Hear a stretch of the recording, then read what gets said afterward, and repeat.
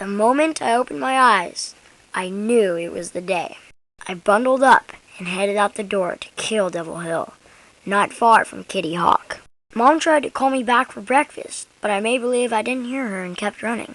The two Mr. Wrights, Jesse and the others, were already hard at work by the time I made it the mile to the field. "Morning there, Brad. There's a good blow. 27 miles per hour, Wilbur says. Glad you're here. Today might be the day. Wouldn't have missed it for the world, Mr. Wright." I slipped my face down under my sweater, but there was no escaping the cold. My excitement added to my shivers.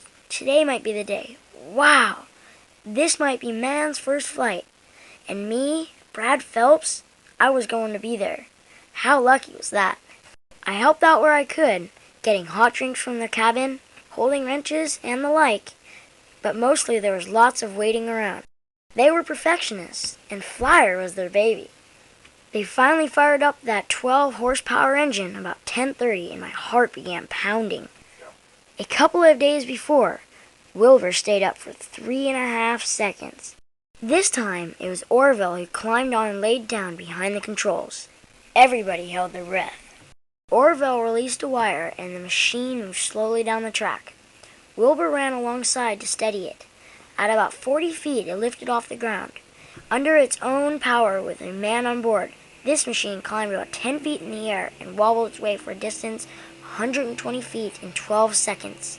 Never before anywhere or any time in history had that happened. I kind of felt like crying, but I didn't. We all cheered as we ran over to carry it back to the track for another try, but I was really shivering now, so Orville suggested we all go into the cabin for a warm-up. There was 3 more flights that day, each with better results. Wilbur, in the last one, made it 852 feet in 59 seconds of flight. That one ended with a crash that broke some parts that would need some fixing. I couldn't take the smile off of my face all the way home that afternoon. I knew this had been one of the greatest days in the history of man.